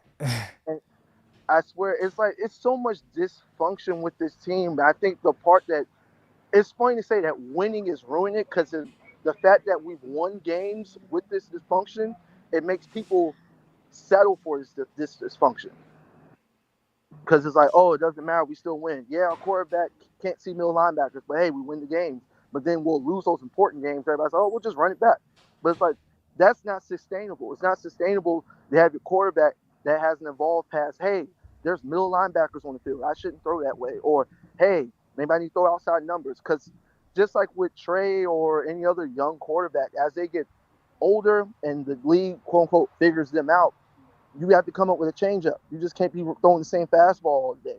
Like, once they figure like, oh, that's his favorite throw. Oh, he only throws to his left. You better learn how to throw to your right. And it's like Jimmy hasn't moved past 2017. Mm. But I put that on the team because usually with players like that, locker rooms are supposed to come down on guys like that. There's been quarterbacks in this league, once the locker room figures out that, hey, this guy's holding us back, they turn on him. Like how quick did T.O. switch up on Garcia? Oh, real fast. Real fast. Called him gay and all type of stuff. Like, He likes men. usually when it gets to a point where the team figure out like, hey, this guy's gonna keep us from reaching our ultimate goal, they turn on him. This guy's like, y'all see him throw these picks. Y'all see him throw them. Jimmy is spectacular. I've seen pick sixes. I've seen safeties. I've never seen pick safeties. Like the same I've never seen the same play happen at the same time, unlike that. That dude is spectacular. But like I said before, this is an organizational thing because, like I said, you got Jimmy. Obviously, he looks like Nabil. He's clapping back at Kyle and stuff like that. Them two have been in this little cold war for like the longest, like saying little snarky shit to each other indirectly in press conferences. So it's like clearly there is some, there's some tension between them two. But it's like, why is he here if there's tension here? Shoot, we had a rumor with the what was it, Jared Goff and McVay. Supposedly Jared Goff was saying something about McVay's girl in the chat, and he got him out here real quick. Mm. So it's like when you can't have that dysfunction, and especially if you don't have players.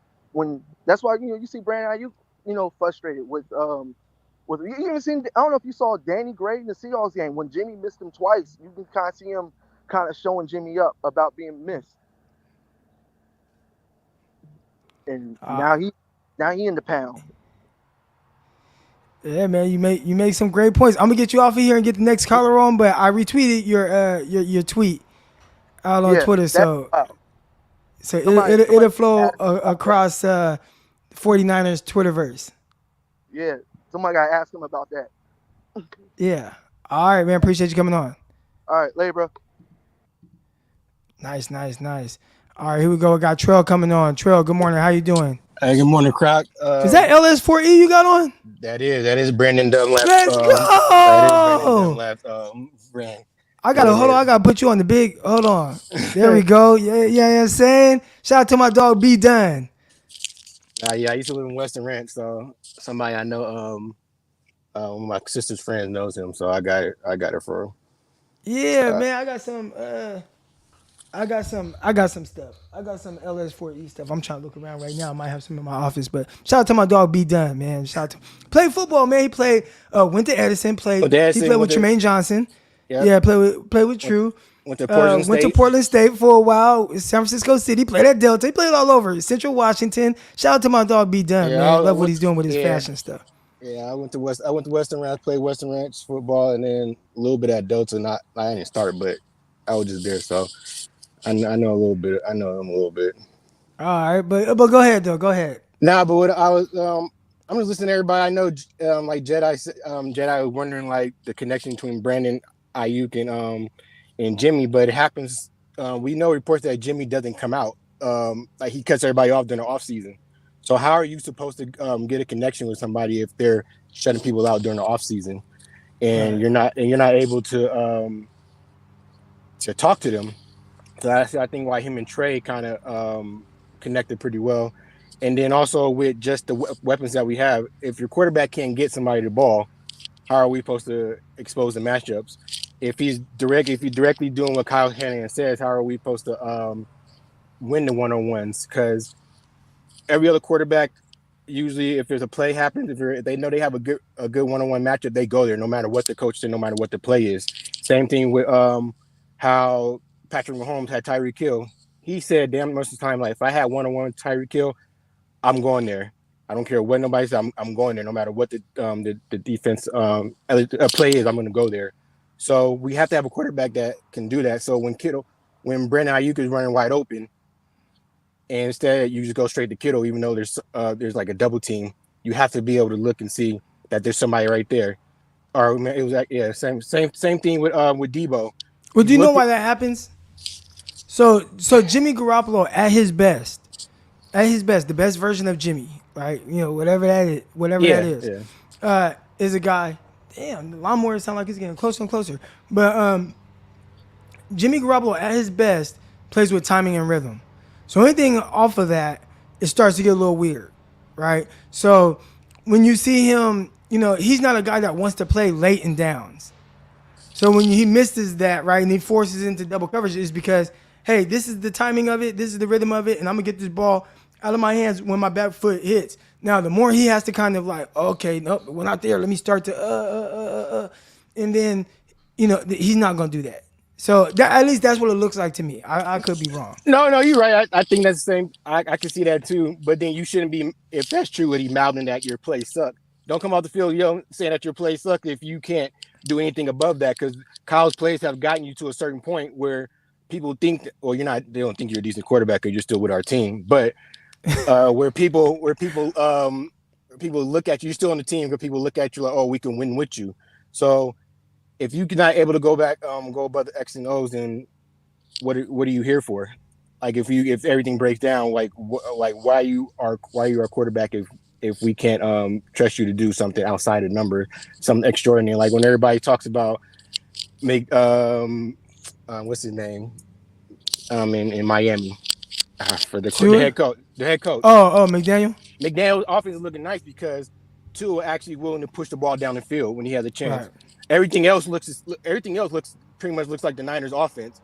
But he has two playmakers that will go down the field. They don't use their tight end. He hasn't thrown to his tight end once, not that often. And their Gesicki is not that bad. It's not that bad. And they're not even running the rock either. They're not running rock. But Tua doesn't have the strongest arm, and he's willing to push the ball down the field. Even though they might be wide open passes, he still gets it, and they're not waiting for it. Like the one that Jimmy missed with Debo, and he had the ball floating forever.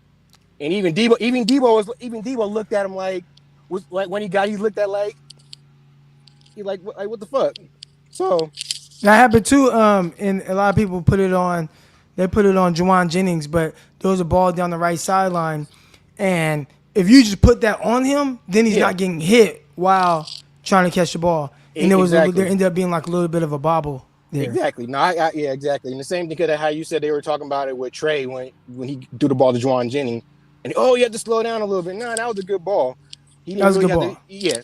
So I don't know. That's just like he put that like it was a 2-ball where it had like a slight arc to it, and he put it in a way where look, I'm gonna keep him in bounds. Has to slightly. I mean, like let's say if he's running 100%, he had to slow down to about 95%. It wasn't like he had to slow down to like 75%, right? So it's like, but dang, the way Trey Lance gets nitpicked is really wild to me. But you got to keep guys in bounds. And I think another example of that, the throw downfield to Brandon, or in this game, Danny Gray. Danny Gray too. Where he hit Danny Gray and it's like, okay, like I'm gonna keep it to where he can catch the ball and still get yards after catch, and obviously Gray ended up scoring a touchdown. And with Jimmy, and I watched that play again because I noticed it. Okay, Debo wide open, whatever, when we're watching it. But then when you just watch it again, it's like, bro, how did you throw him out of bounds? Like he beat this linebacker. It's like if you got this matchup, and he beats this guy by 8 yards. How do you throw him out of bounds? If you wanted to throw it early, if you don't think you could throw it earlier, all he had to do, just keep him in bounds. Just keep him in bounds. It don't got to be the perfect throw. It doesn't have to be, you just hit him in stride and he keeps running. But even if he has to slow down a little bit for it, whatever. But keep him in bounds. He threw him out of bounds. That was crazy. Yeah, so I don't know what he's complaining about. But, yeah, that's all I wanted to say. I wanted to kind of get that off because I'm kind of tired of Jimmy. But, hey, it is what it is. It's what we have. I think he will help right the ship a little bit. But, yeah. Other than that, I'm ready for Trey next year. All right, man. Appreciate you coming on, Trey. All right, yep. All right, here we go. Last caller. Got my guy Papa Dragon coming on. Papa Dragon, good morning. Good morning. How are you? I'm good. How are you doing? Good, man. Hey, I just wanted to compliment you personally. I love your voice.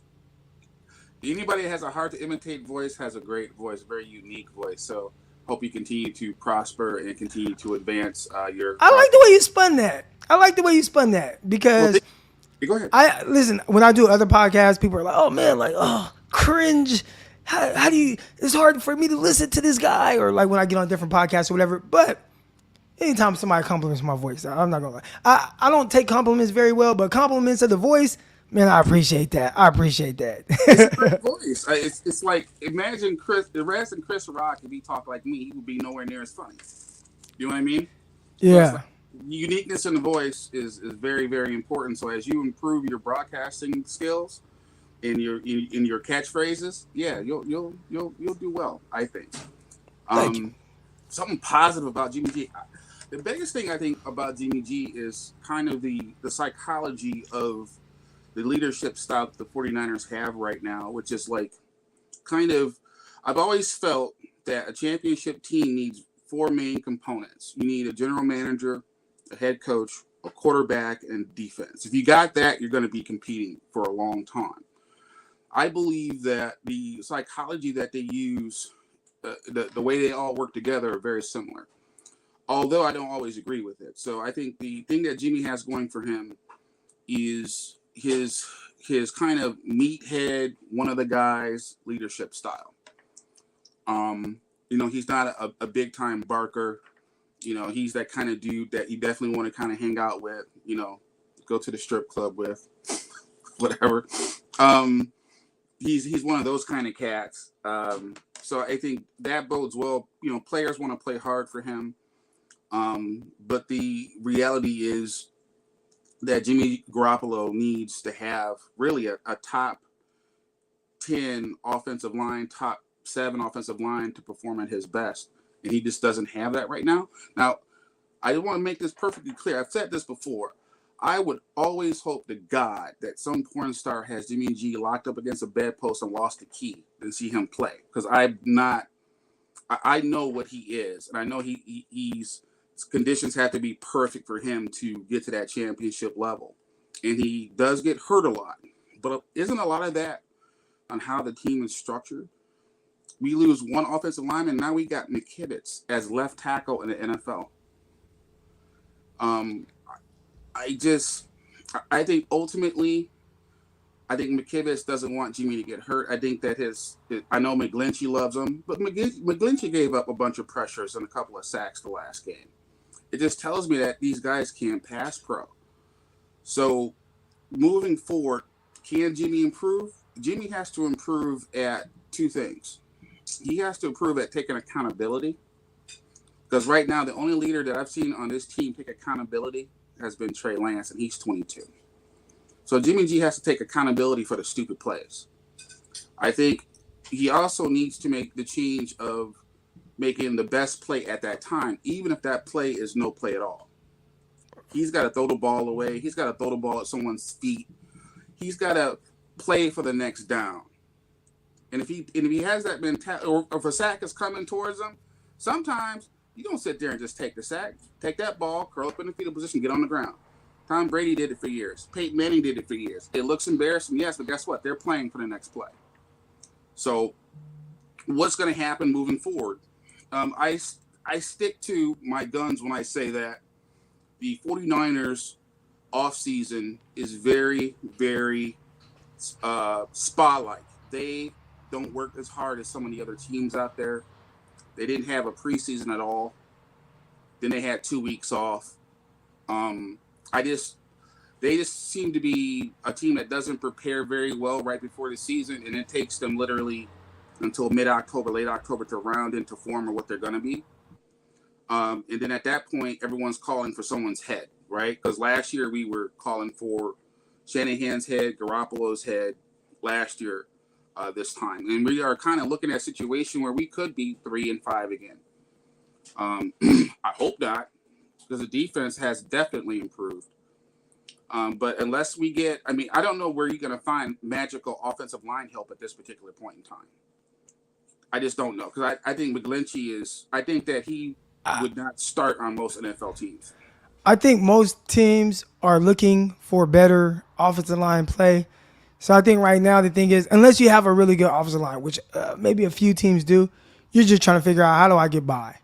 Right. And a lot of times the equalizer is a quarterback that, not saying you have to be Lamar Jackson or anything like that, but just able to either play win the rep before the snap, Right. but you do have guys like Tom Brady, even like I think Mac Jones does a good job of that, or someone that can create out of structure, Yep. and Yeah. you can win both ways, pre-snap Right.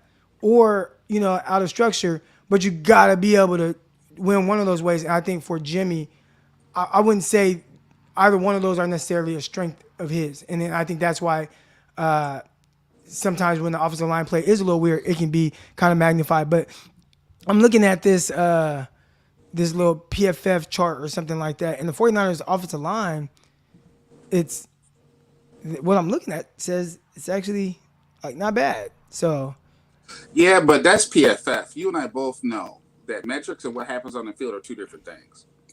I'm not seeing a really good offensive line on the field right now. I haven't in 3 weeks. I see some players improving. I think Banks has been improving.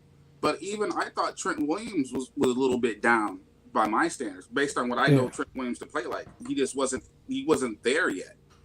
And I don't know what kind of shape he's going to be when he gets back. So, the big plus on Jimmy is that quick release. But again, if you're a defensive back and Jimmy G gets rid of the ball 2.15 seconds, in your head, you're counting that and you're ready to jump a route. Because you're not really that scared of him going over your head. You see what I'm saying? So it's like, I think at this particular point in time, Shanahan has to change up. And what I mean by change up, I mean he needs to actually spread the field out and work shorter routes, crossing routes, at a quicker pace, probably almost like a no-huddle offense, and just let Jimmy get rid of the ball and move it around to multiple receivers. And then the other problem that we have right now is that the NFL has basically said, hey, if Debo's in the backfield, we're crashing the backfield, right? So they're not going to let Debo beat you that way. Someone mentioned some stuff about Kittle. Kittle's the same thing. If Kittle's a weapon, then, spread him out wide. Give a 5 wide out look, but spread it so that the field is not so condensed, and then hit people with draw plays as far as running backs go, or like I say, just, the short passes to people that they're not really expecting. Make them defend the whole field as much as possible, not just vertically, but horizontally, which is where Jimmy's strength lies. Yeah. So, but that's up to Shanahan to establish that. But as long as you let defenses key in and game plan against the 49ers, then it's going to be very difficult for the offense moving forward. And that's why I think they're going to have to go to some form of no-huddle type of situation. I would love to see the 49ers, and you rarely see it. I remember saying it before on the podcast, like, man, 49ers, they never do NASCAR type offense, right, where they're just moving fast. And then they did it against the Colts, like in the rain last year, a little bit. And, I watched the Giants do some of it last night. If you get a nice play, right, boom, you come out, you hit a first down. All right, let's get on the ball. Like, let's go. It simplifies the defense and what they're doing. It gets you in a groove, and you don't have to go to it, every time. But, man, you have a positive play. All right, let's go fast. But, all right, Papa Dragon, I'm going to get you off, man. I appreciate you coming on. All right, man. We'll talk to you. All right. And really shout out to Papa Dragon for the compliments on the voice. Let's go. A couple things here. I got Philip, and I thought this was a good one. He says, man, the biggest problem is not the quarterback, it's the offensive line, which has lost the best football player in Trent Williams. Y'all don't understand football if you think QB is the problem. And this is a good one. And this is just how I view it. I could be wrong, Philip. All right, but offensive line play, in my opinion, is like gas. It's like gas prices, right? Now, depending on where you are, gas might be more or less expensive or whatever. We probably have some of the cheapest gas in the United States here in Arkansas, but I think I see $2.99 right now. I think I saw $2.99. All right, but anyways, and I was just in where was I just at this weekend? I was in Phoenix, Arizona, and I think I got gas for like $4.19 a gallon. All right, so it's definitely more expensive other places. But anyways, at the end of the day, gas is expensive, and we're dealing with it as a nation. And there's really kind of no real way around it. You just got to kind of pay it and figure it out and still move on with your life. And that reminds me of offensive line. Offensive line play in the NFL is not great. If you watch most teams, they are typically dealing with, I got to sneeze real quick, but most of these teams are dealing with bad offensive line play. And I don't want to say bad offensive, like, Damn, this sneeze hard.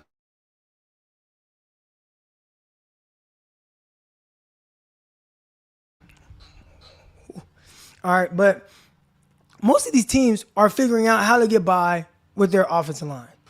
It's not great. So I don't know if it's just guys coming out or whatever, but it's not great. Now, there are a few teams that I think their offensive lines play better, but it's not a drastic difference. I don't think it's a drastic difference between the fifth best offensive line and the 15th best offensive line.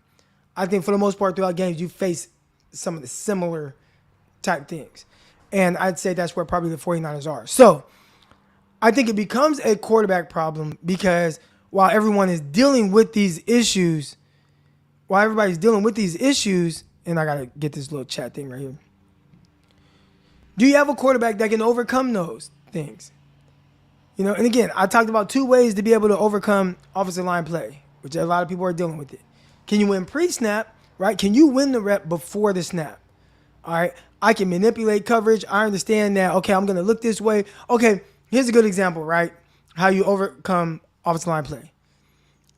It's a misplay, so it's water under a bridge.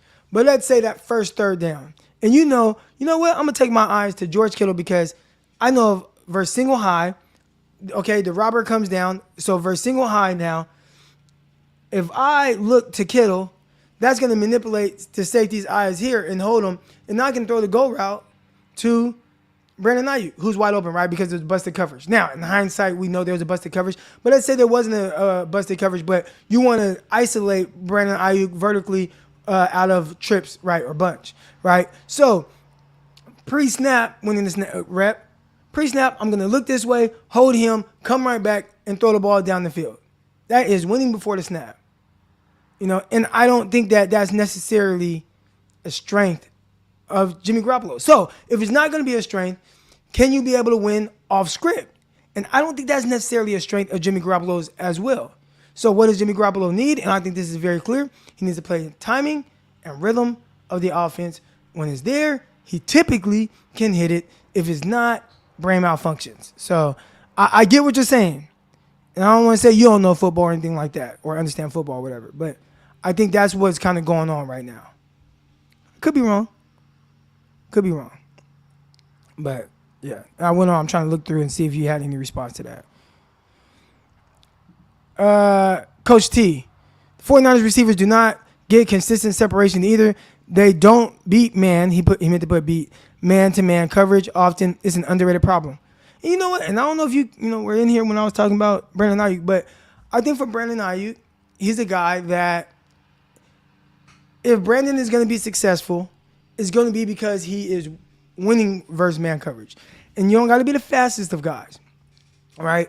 But just understanding how to manipulate angles and leverage and, work blind spots, things like that, right? Like, the more you know how to do those things, you grow into that role as a receiver, the more, you win versus man coverage. And I think that's something that he can do. Now, Deebo Samuel may not ever I'm just going to beat man coverage. But that's not how Deebo has to win, right? Deebo can win with positioning, right? Get a slant, and, okay, maybe the guy's on my back, but once I catch this ball, I'm breaking his tackle and I'm getting up out of here, right? Or, so he wins a different way.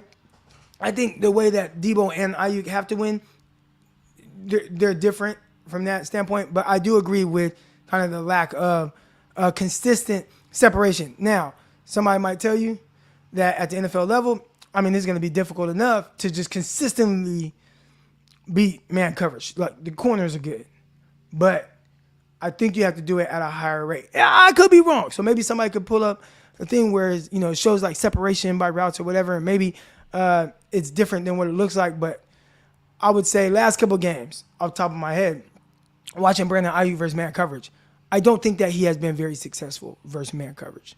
And I think that's an area where he can improve. And now, I'm not saying this is all he's ever going to be and that he can't still be productive this year. Definitely can.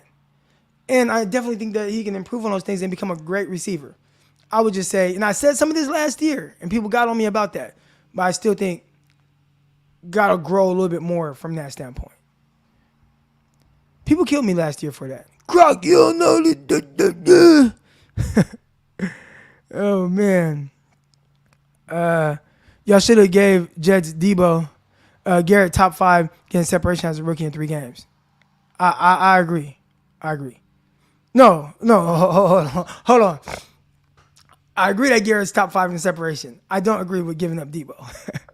But I hear you. No, it was a BS trade, dude. Your Jets offered, it was a BS trade offer that you would have to be crazy to do. Do you know what the trade was?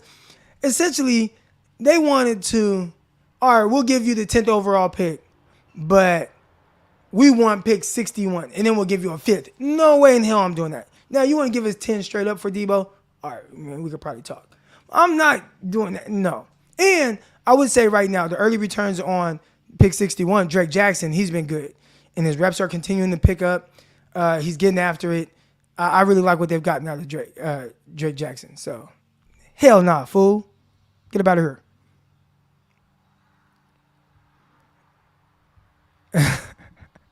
I'm mad that Croc thinks we sound like that. That's what I hear when I be reading the comments. Hey, I appreciate everybody that tuned in today for a great show. Hit the like button. Hit the subscribe button. All that good stuff, man. Love interacting with y'all. We'll see what happens tomorrow. I know at 9 a.m. my time, so we're talking about a little bit over an hour ago, right? Because, yeah, I'm in Arkansas. And I think I saw somebody say, man, you still out here? Maybe I'm tripping. But I saw somebody say something like that. But anyways, I know I have a podcast I got to do with the New York. It's on the New York Giants on all their stuff with my guy Tony Pauline and John Schmidt. And so we're doing that at 9 a.m. So I don't know how I'm going to do the morning show tomorrow. And I got to get Jason Aponte on here. I got to text Jason Aponte. But we're going to figure it out. Tonight, though, this evening, typically we go around 9 Central, so 7 Pacific. Greg Pinelli, we're talking all things quarterbacks. We're going to have some clips cut up. We're going to look at, some of the things from a mechanical standpoint. What's Jimmy Garoppolo looking at? How can Jimmy Garoppolo improve? And to the point where the 49ers win. Is it just as much as getting in the groove? We'll see. All right, but here we go. Last thing here. Eric Crocker, great as usual. Appreciate it. Having a big day? I hope so. I'm investing in Arkansas real estate. Good deals there. Take care. Let me know, man. Not yet, because I'm paying for this damn $1 million business. But in about a year, I'll be ready to invest as well. I'll be ready. All right, but that's going to do it for this episode. Appreciate all y'all. And hopefully, well, I know for sure I'll see y'all tonight, 7 p.m. Pinelli and I. Let's go. Till then, I'm out. Peace. Intercepted. It is picked off by Aaron Crocker. Over midfield, he'll run it all the way into the end zone. Touchdown. Croc Talk TV podcast. Peace.